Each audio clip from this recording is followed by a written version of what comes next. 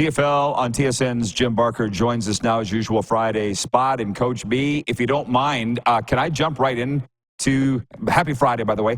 Can I jump into the kicker issue? I don't know if you were watching the opening. Yeah, if you were watching the opening segment, we're talking about Sergio Castillo missing 3 kicks for the Bombers last night and blaming the chipped footballs. David Cote of the Alouettes went 2 for 2 meanwhile. Where do you land on this issue? Well, I think field goal kickers missing like Sergio missed, and he was 90% kicker last year. Cote's field goals were a lot shorter.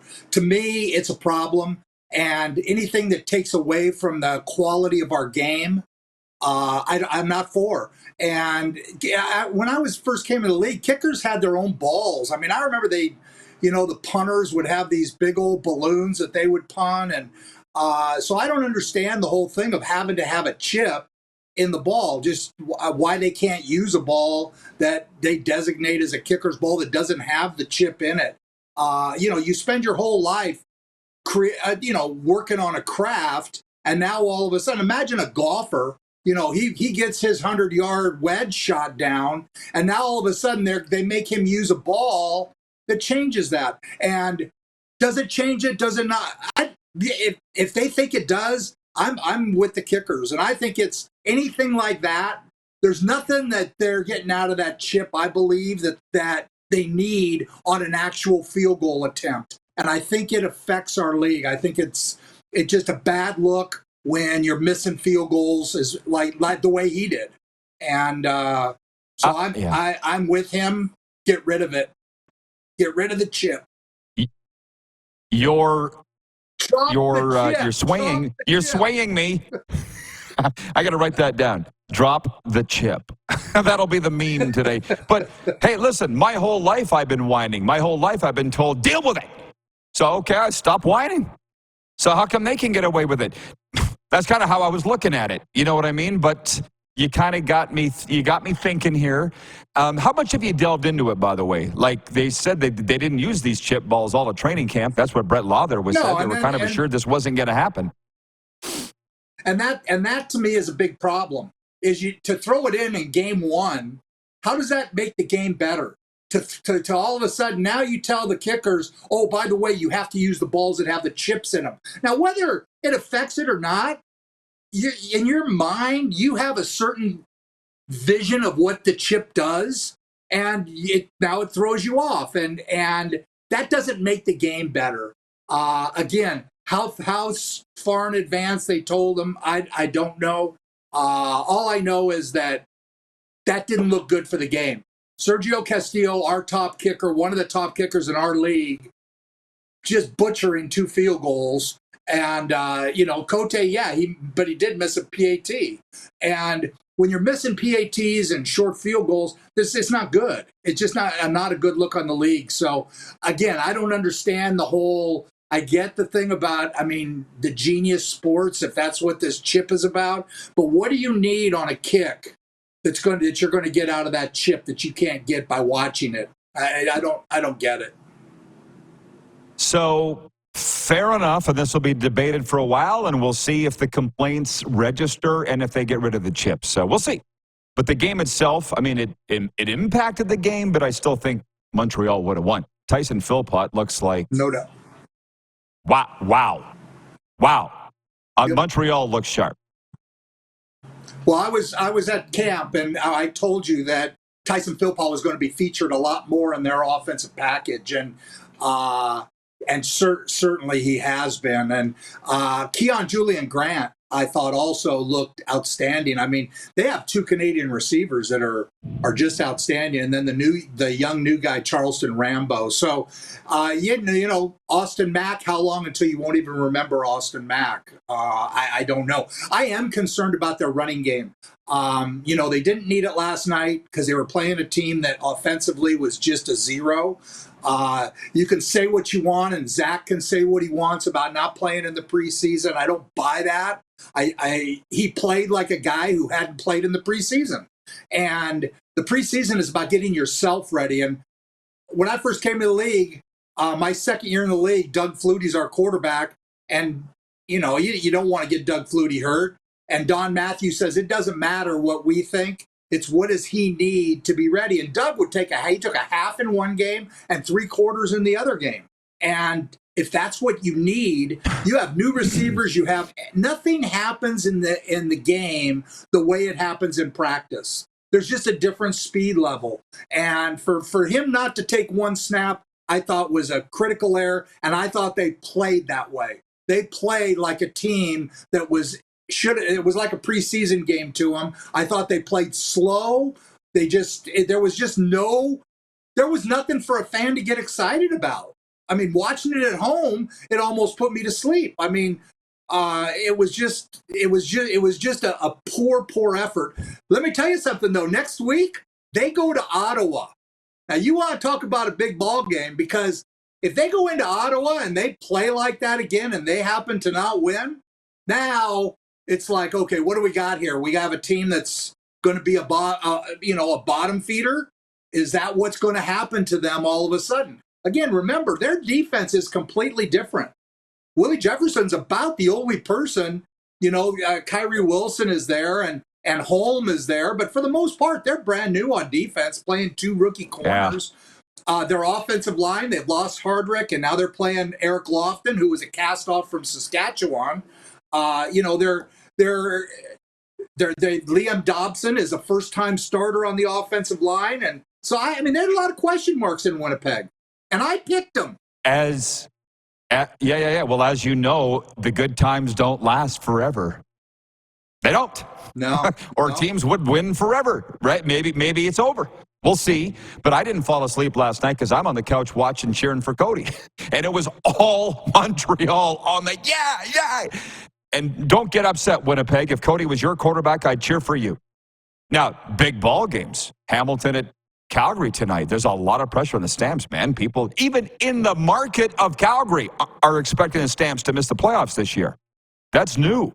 And Bo comes back tonight. There's pressure on him. This is big.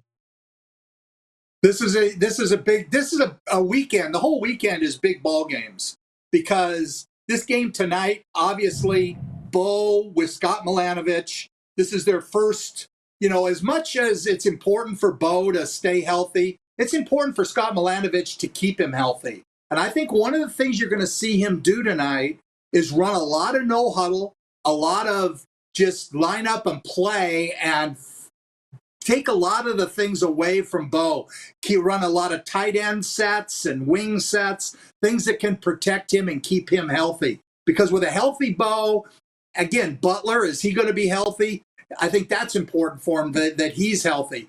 Their offensive line is, again, they both all starting offensive tackles. Jordan Murray's on 6th game and Figueroa's on 6th game. They've just been an injury factory over there for the last couple of years. So they need to get some of that out of their system. For Calgary, holy cow, you're right. This is a big one, because they're fighting to get fans in the stands. I mean, when I went there, I was part of the problem in 2003. I'll admit that. And, I was there with Federick, and then Matty Dunnigan came in and replaced me. And it was to the point that they were getting 3,500, 4,000 people to games the year I was there and when he was there. Because if they don't win, Calgary is not going to support it. And they need to have a competitive team. To me, the question is Jake Mayer. They made the decision when they chose to get rid of Henry Burris, and they went to Bo Levi, and that worked out great for them. So far, they've make the decision to go from Bo Levi to Jake Mayer. Will the real Jake Mayer please stand up? The guy who was in the first year, where he had the look of a guy who was going to be a guy, to what is he now? Yeah. Hey, well, I was just sitting here thinking, how did we go to 3,500 to 35,000 at McMahon? And then I realized we got good in Saskatchewan. So the rivalry built up. And you might or might not remember me driving you and Jim Hobson around downtown Calgary the day before a playoff game. You probably don't remember, because I was just the driver. Well, the other thing that happened in Calgary was Verzani and those guys bought the team, and it became part of Calgary's team again. Back then, when Federick owned it, that had something to do with it, was the fan base saying, we don't want this this guy who bought the team so his kid could play quarterback. We don't want him as our owner anymore. And that had a lot to do with the crowd. But we didn't win either. I mean, I won 5 games. I think Matt won 4 games, and it was going downhill from there if they wouldn't have made a change. So, it was tough times, and I just get the same sense sometimes, Rod. Now, yeah, I do too. But it's also proof that it can be brought back.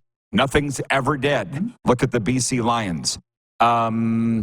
So to the Rider game, people seem shocked that Edmonton's favored. And it's slim, like 2.5 at Commonwealth on Saturday. But does that surprise you that the Elks would go in as favorite? A little bit. The only thing, I think that they're so athletic. My goodness gracious. Just watching them against, even the game they lost against BC, I thought they smashed the Riders the first game, and the Riders just hung in and played smart football. And, I said on the air the other night, this is Chris Jones's, obviously his most important. He's got to take his GM hat off, and he's got to let G. Roy Simon make some of those decisions. He's already taken his defensive coordinator hat off, and he has to coach these guys. He's got to get them believing and not making stupid mistakes at critical times. A lot of that is coaching, and he's got to do that. I think he's got the athletes to turn the thing around. I think their offense, their receiving core, I'm not sure I would take any other receiving core in the league over their receiving core. They've got a great young running back in Brown. Their offensive line is shaky, but on defense they've got a bunch of guys I don't know, but they are athletic as all get out. I mean, just watching them play, they run so well, but they're a bunch of guys playing. They're not a team. They don't play like a team, and that's Chris Jones's job this year is create a team atmosphere, and this game is going to be, I told you 6 months ago when the schedule came out, this was the game of the year. And I believe that. Corey Mace is selling culture. That's a big thing. Well, culture doesn't win games. Winning games creates culture. That's the way it works. So you can kumbaya and everybody's happy and everybody's excited all you want, but you lose a couple games, all of a sudden it's like, we don't need this kumbaya stuff. We need to win games. So he's got to win games. Now, he wins games, and he's got the kumbaya stuff going. All that stuff becomes your culture. But you don't create the culture and then expect that's going to win games. They have to win games, and that starts tonight for them, or Saturday for them, so tomorrow. I have that game, and I'm excited about it because I think I called it it's the biggest game because one of those teams is going to win and be on their way. But one of those teams is going to lose, and that's going to create a problem for whichever team it is for the reasons I just talked about. Yeah. Yeah, Corey Mace, I've never met him, but anybody who does, and obviously you would know him from the Argos time. Everybody loves him. Everybody thinks the world of him. Mm-hmm. But he would know the task ahead of him. He knows. Mm-hmm. But I don't think the Rider fans does know. You don't take the elevator to the top. You got to take the stairs. It ain't going to happen overnight, well, the other man. thing, it's not. The other thing Corey Mace has done, Rod, that maybe Chris Jones didn't do as much. Corey Mace put his guys in there. He put some guys in there that he knows that are going to create in the locker room what he wants to create. But it still comes down to you have to win. And if you don't win, all the AJ Ulats in the world can't help you. You have to win. Hardrick, a great locker room guy, but you have to win. You have to allow those guys to do the things they can do well. If you're not winning, then that becomes an issue. So, it's going to be, that to me is just the game of the week. I love that game. BC and Toronto is going to be a great game. Everybody's calling BC to win especially after last night, and the VA is going to be the MVP.